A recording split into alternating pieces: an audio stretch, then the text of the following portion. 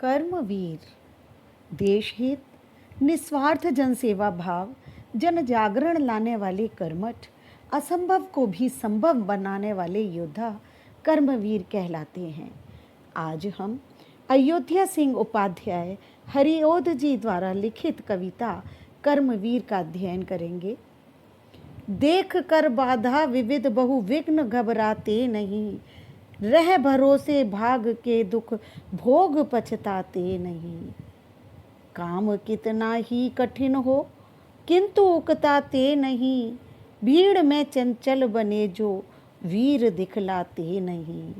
हो गए एक आन में उनके बुरे दिन भी भले, सब जगह सब काल में वे ही मिले फूले फले। चिलचिलाती धूप को जो चांदनी दे वे बना, काम पड़ने पर करें जो शेर का भी सामना। जो कि हंस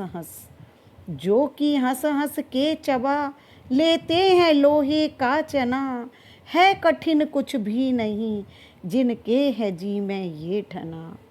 कोस कितने ही चलें पर वे कभी थकते नहीं, कौन सी है गांठ जिसको खोल वे सकते नहीं। सब तरह से आज कितने देश हैं फूले फले, बुद्धि विद्या धान विभव के हैं जहाँ डेरे डले। वे बनाने से उन्हीं के बन गए इतने भले, वे सभी हैं हाथ से ऐसे सपूतों के पले। लोग जब ऐसे समय पाकर जन्म लेने कभी, देश की और जाति की होगी भलाई भी तभी। हिंदी के सुप्रसिद्ध साहित्यकार अयोध्या सिंह उपाध्याय हरिओध जी का जन्म 15 अप्रैल 1865 को उत्तर प्रदेश के आजमगढ़ जिले में हुआ तथा इनकी मृत्यु 16 मार्च 1947 को हुई। इन्हें हिंदी साहित्य सम्मेलन के सभापति होने का गौरव प्राप्त है। इनके प्रमुख ग्रंथ हैं प्रिय प्रवास, वैदेही, वनवास, पारिजात, रसकलश, अधखिला फूल आदि। प्रस्तुत कविता का उद्देश्य पाठकों को कर्मवीरों के गुणों से परिचित कराना है तथा कठिन से कठिन परिस्थिति में भी असंभव कार्य को संभव करने की प्रेरणा देना है। पाठ पढ़ने से पहले आइए हम कर्मवीरों के इस वीडियो को देखें।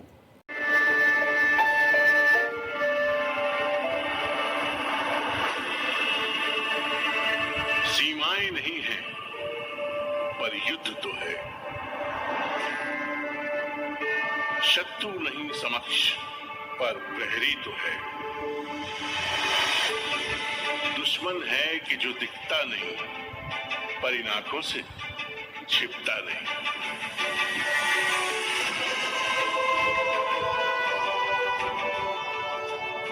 एक अलग जज्बा है इनका, समय को रोक रखा है, काल को मोड़ रखा है। भूखे प्यासे कब से जागे, अपनों से दूर मन को बांधे।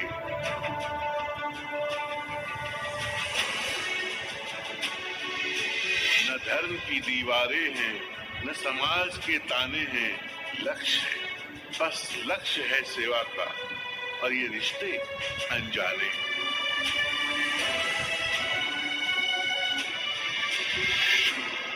आंखें होती हैं नम पर हौसले नहीं है कम, इनमें से कोई थकता नहीं।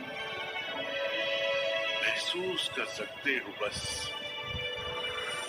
इनकी दास्तां कोई कहता नहीं। ये देश आपके निस्वार्थ सेवा भावना को नमन करता है।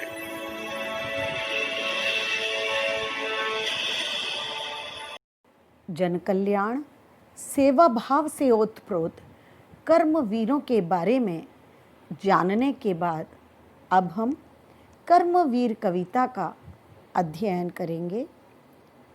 शब्दार्थ देखिए।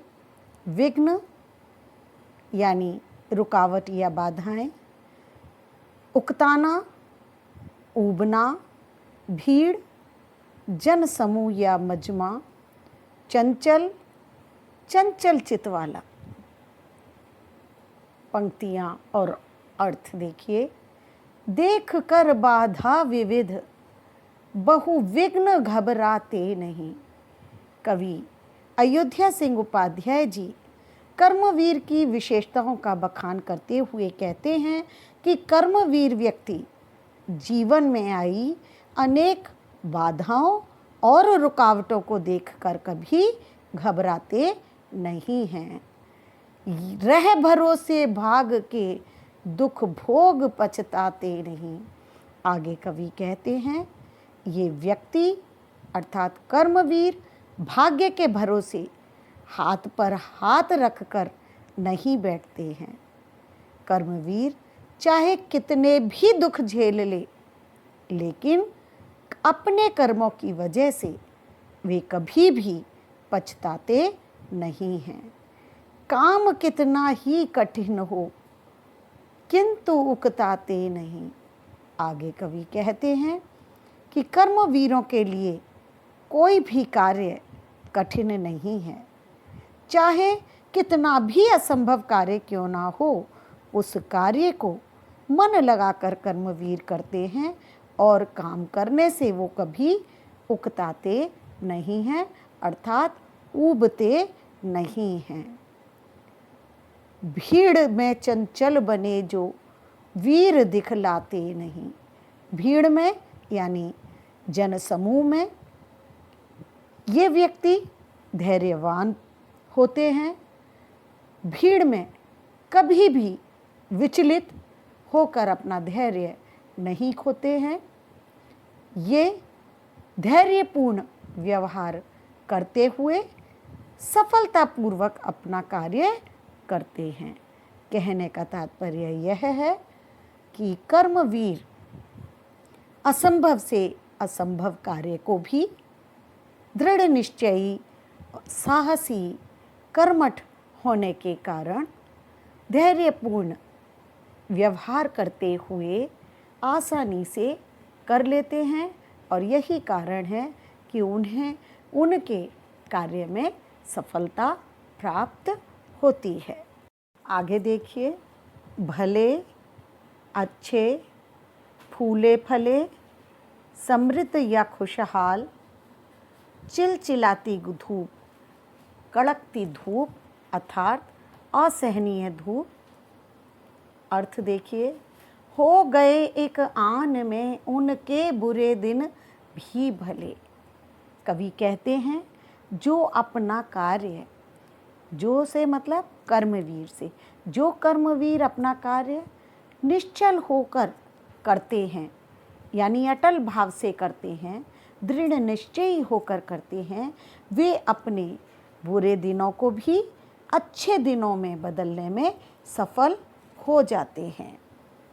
सब जगह सब काल में वे ही मिले फूले फले।